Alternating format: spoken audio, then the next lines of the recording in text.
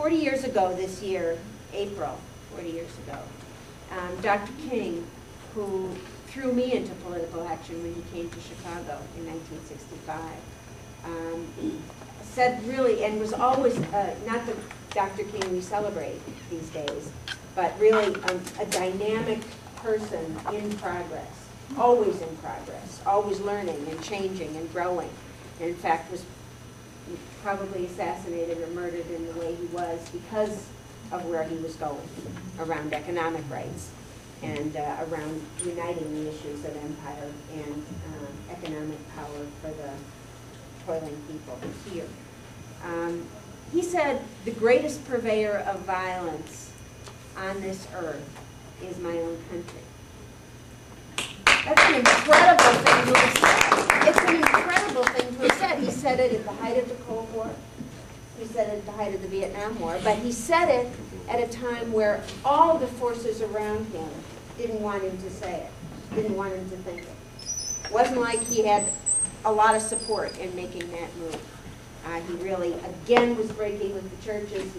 Most of the churches. He again was breaking with academia, almost all of academia. He again was breaking with the civil rights movement in the sense of the chosen leadership, not the ground of the civil rights movement, but the anointed leadership of the civil rights movement. His funders, the union movement, the parts of the union movement that supported him. And it was an incredible thing for him to say, the greatest purveyor of violence on this earth is my own country. There were certainly other purveyors of violence.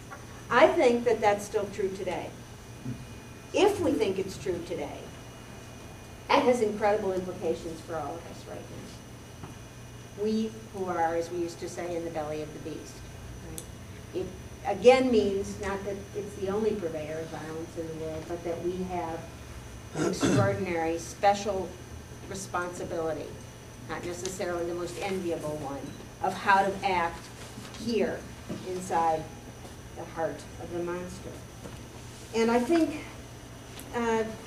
that we had a couple of things, a beat on a couple, at least me, had a beat on a couple of things back then. And then a lot of other things we were wrong about, or didn't understand at all, or didn't even see on the horizon. But the couple of things still animate me.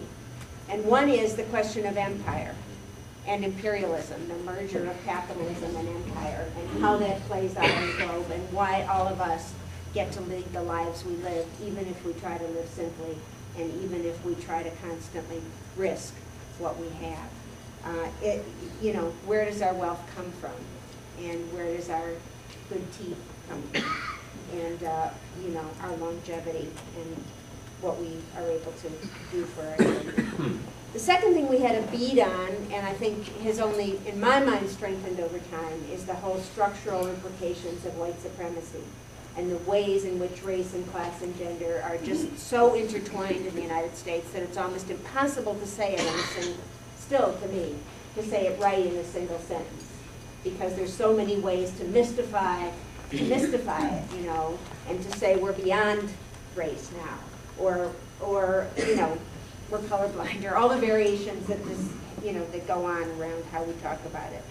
And I think I just want to note that one of the beautiful things that you said in talking about the realities and the nitty-gritty of Kent State and about state power is that there has always been at Kent State still a kind of a fabulous effort to unite the Kent State experience with the Jackson State experience, which happened within the same 10-day period, And so you have an all-black school in the South where students are shot down at the same time as you have the Kent State experience here in the heartland.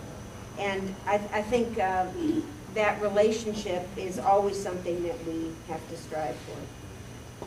I'm, without consulting with Bill, of course, had my own little Gwendolyn Brooks thing to say to you, which is a fragment that she wrote where she said, "Exhaust the little moment. It will not, be it gash or gold, it will not come again in this identical disguise." Be it gash or gold.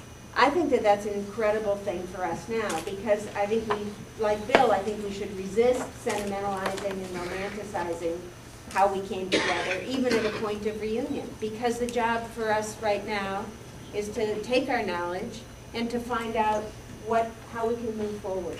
And I just want to point to 2 or 3 things. One, what our challenges are, I guess.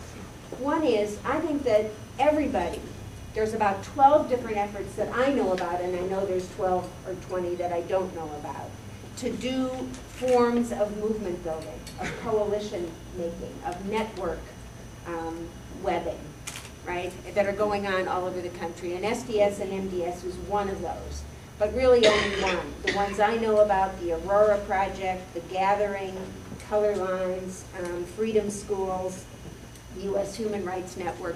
You know, depending on where you are, Insight, you can see that the idea is what the Zapatistas call points of convergence, right? Trying to put together war and warming. How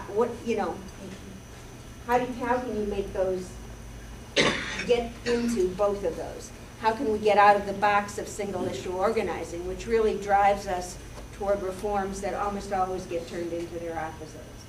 And how do we get to the nexus that shows us what the system of oppression is? And I think it's by pushing issues together. So whether it's, whether it's violence against women or labor and work, what's happening with job flight in the United States, or the sweatshop movement on campuses, or the vets coming home yet again, and telling the truth about what they experienced and saw, or health, or justice, or the solidarity movements, or objecting to demonizing Arabs and Muslims, which is, I think, has to be added in terms of what our work is and what our essential job is. The fight to humanize ourselves while we insist on recognizing the humanity of everybody else is, inside the belly of the beast, itself a radical gesture. And how do we make a politics of that? How do we stay open to being wrong about that? That I don't know much more about than I ever did. But I think it's a huge amount of our task, the process of humanizing and changing ourselves. I find that one of our sons lives in Latin America, and when I go there in Venezuela, people ask us 2 things all the time when we visit Venezuela. I just came back last week. One is the U.S. going to invade, and when? Which I don't know the answer, but if, the answer to me is partly, if it could, it would. Stretched pretty thin. It'll probably come in all kinds of privatized forms. And I think we're seeing that kind of campaign right now against Chavez. U.S. finance, front page of the New York Times every day, and so on. The other question, though, is how do you resist the consumerism, the media, the U.S. blanket on the world? And even as we see a decline in U.S. economic power and a decline in U.S. moral and ethical power in the world, we see the still incredible power, U.S. military power, very dangerous, especially with declining economic power, I think, and this incredible cultural domination being beamed out at the rest of the world. This is what you need to feel fully human. This is what you need to be a woman. This is what you need to be a man. This is what you need to take care of yourself and others. And how we resist that is, to me, part of the humanizing project, us and them, breaking down that notion of the us and them. And finally, the question of the arts and culture as part of how we do this. I always think Al does a beautiful job of doing that without saying it, just being in the sense that we don't just need one tool in order to work and move on here.